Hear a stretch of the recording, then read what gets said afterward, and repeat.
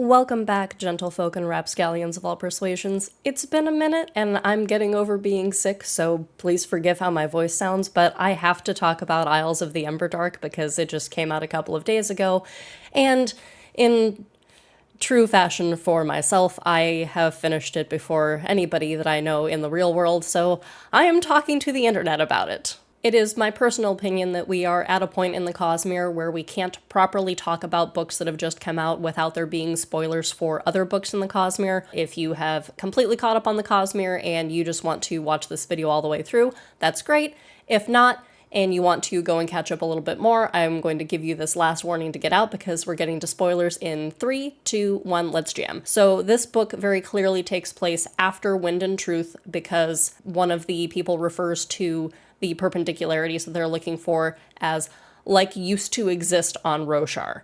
And we know at the end of Wind and Truth that cultivation has left. She doesn't have a perpendicularity there anymore. And honor and odium have combined into retribution. So ostensibly, his perpendicularity is going to be something that is pretty locked down and that nobody is going to be able to use. And it's not going to look like what we're seeing be discovered here in Isles of the Emberdark.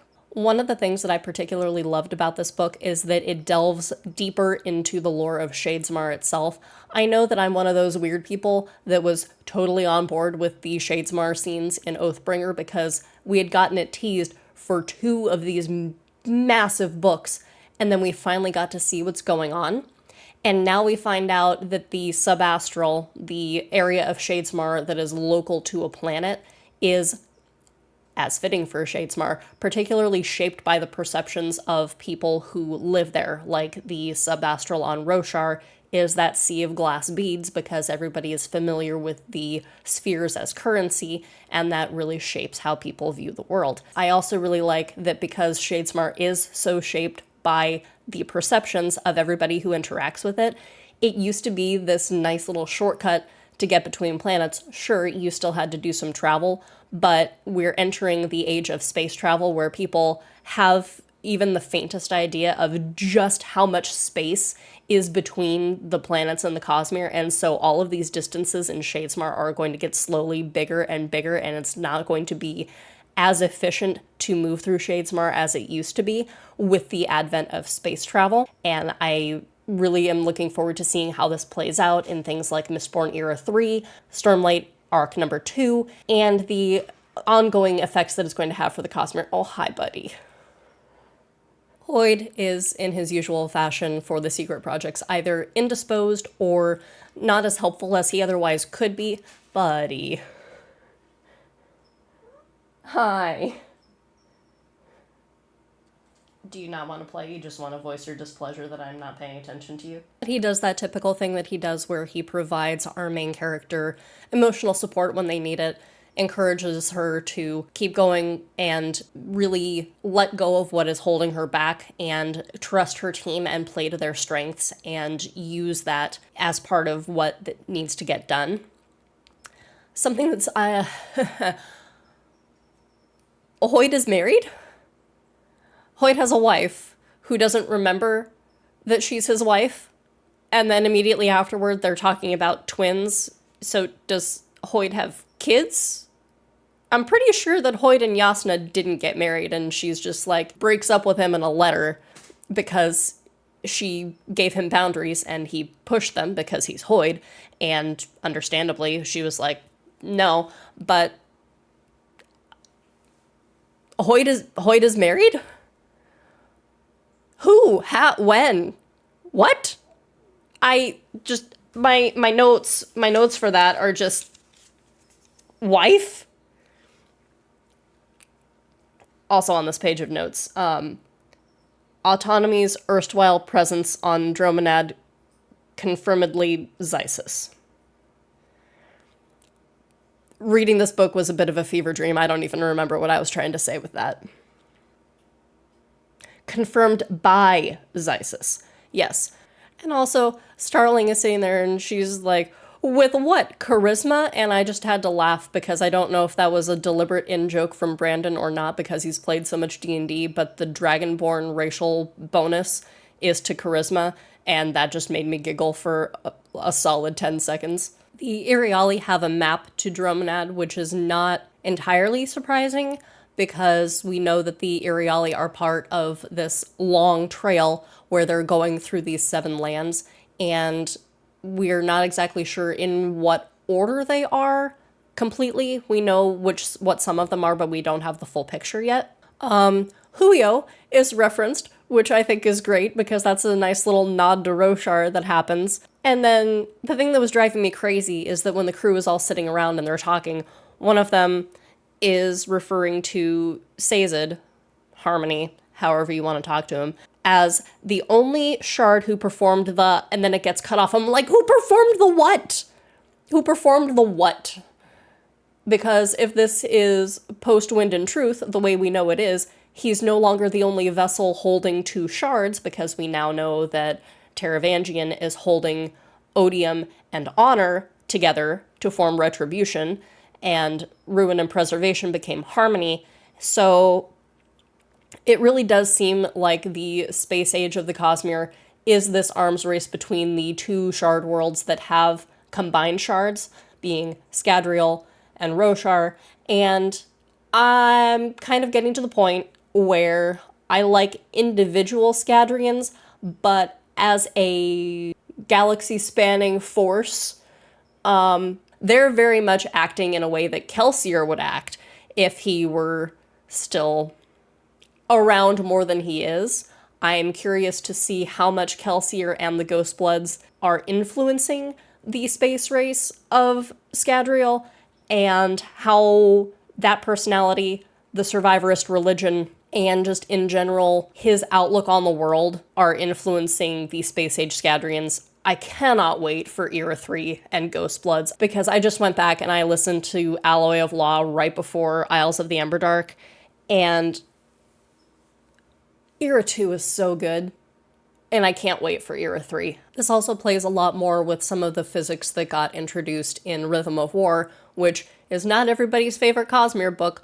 I've only read it twice, but the interaction of negative investiture that we hear about in Isles of the Emberdark is very similar to what's going on with the anti-light that Raboniel and Navani are working with in Rhythm of War, and how that's basically matter and antimatter, or energy and anti-energy. The fact that the splinters of ambition are referred to as a type 1-6 invested entity, I need to go and look back at what all of the types of invested entities are, because we get that aside from Xyle in Stormlight, where he's sort of talking about the Spren of Roshar and where they fall, and how in his hubris he named certain things without having an understanding of what else was going on, back when he and Shashara created Nightblood and was like, oh, this is how the world works, and then they come to find out that there's much more out there than they could possibly conceive of. There's for sure a Skybreaker who shows up, because even without the color of the light with the armor, they're asking about the local laws and if they have the authority to do something, so that's a Skybreaker, for sure. But they have a shard gun, because they're standing there and this gun forms, like, coalesces out of mist. I'm like, I know that. I know what that mechanic is. That is somebody manifesting a Spren, or some other sort of Nile bond. So, shard gun, confirmed. And not only is this book after Wind and Truth, it is also after Tress, because we're talking about Xysis, who's no longer underneath the Spore Sea that we found him in Tress, but Captain Crow is also no longer under the Spore Sea, because she's the captain of the ship that Starling is on. So that's a nice little aside. You don't have to have read any of these books in order to enjoy this book, but the Easter eggs are getting more and more and more frequent. And I made it no secret in my Wind and Truth video that my enjoyment of it was 100% influenced by how invested, pun intended, I am in the overall Cosmere at this point. But I feel like this book in particular, if you're not a Cosmere nerd and you're not also curious about the mechanics of the Cosmere and how things like Shadesmar work, types of invested entities, finding those Easter eggs, you're not going to enjoy it as much as someone who is. Isles of the Emberdark picks up sometime after Sixth of the Dusk, which is a novella that Brandon Sanderson wrote, and it was released in the Shadows Beneath anthology that he did with his co-hosts of the Writing Excuses podcasts way back in, I want to say, 2014. And in the foreword of the book, he says that he doesn't want a novel to come with homework, and so he worked that novella into flashbacks in the first section of it, so you don't have to go back and read that novella short story in order to proceed with Isles of the Emberdark, because all of the relevant information is dropped there for you. The ones above have come to Dromonad and are trying to influence things there to hasten them along so that they can officially interact with them, because they have something along the lines of the First Contact from Star Trek. Like, you don't make first contact unless someone is at a level where they can conceive of interplanetary and interstellar travel and operate on those levels of politics. And the ones above are trying to game the system and get them up to speed faster than they should be. It was heavily speculated back when this novella came out that the ones above were space-age Scadrians, because we already knew from the words of Brandon that he was planning on having a spacefaring society at some point in Scadrial's future. There were a few more hints about this in Mistborn Era 2 when you kind of see the technology developing that will eventually let the Scadrians go out into space, but it is 100% confirmed in Isles of the Emberdark that they are Scadrians, and that is a major point that is in these books. There are very heavy tones of colonizer and colonies and the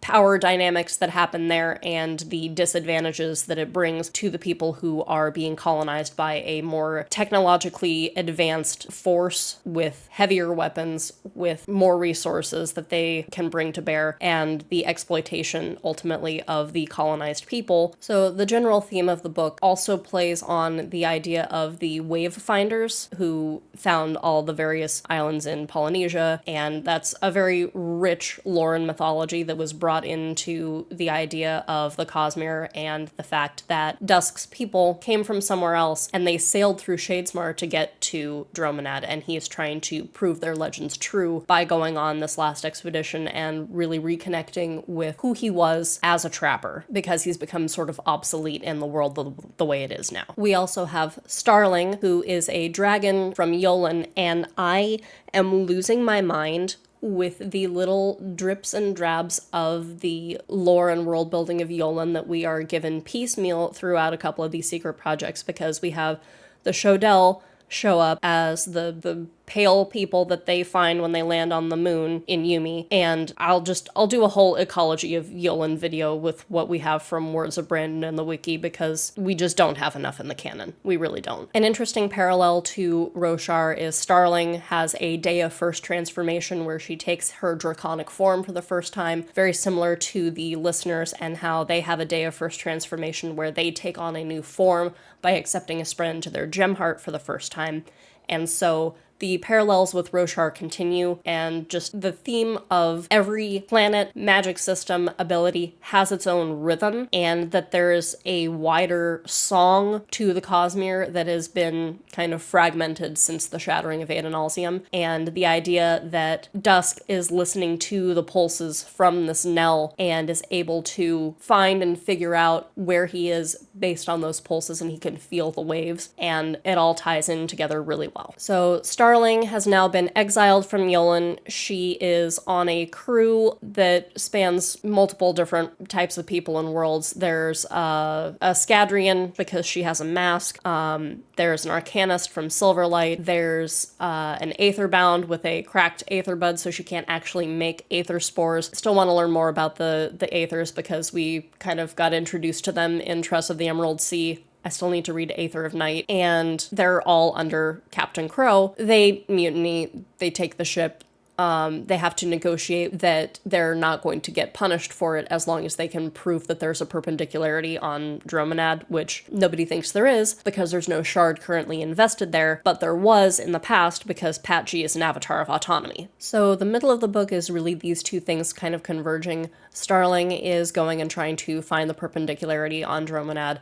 Dusk is trying to sail Shadesmar and figure out how his ancestors would have survived there for long enough to make it there from another world. They end up coming together and discover that there's a force of Scadrians camped out in Shadesmar, and the main antagonist of the story is kind of a mustache-twirling cartoon villain, if I'm being perfectly honest. Like, there's absolutely no nuance to him. He's very much coded as the evil colonizer bad guy, which isn't necessarily a problem. Sometimes you just need a bad guy. And this is one of those books that does that. Because Starling is a dragon, it's very, very difficult to kill her. The cave that they go into has all of the hazards that Dusk encountered on his journey with Vathi in Sixth of the Dusk. And so one of the things that happens is Starling lets a wasp sting her, and it's like, Dusk is freaking out because, like, you're dead. Like, there's no cure for that. You're just gonna fall over in, like, 2 minutes, and that's gonna be it. And she's like, no, I'll be okay. I just wanted to test and see how bad these things actually were.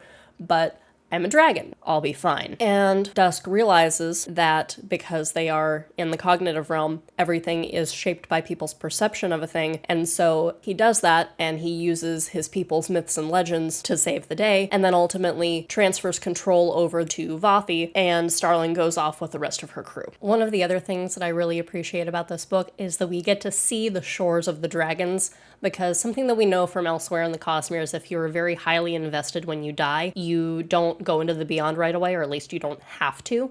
And because dragons are basically the most invested entities in the Cosmere, they need a place to go where they can let that investiture wear off and slowly fade into the beyond.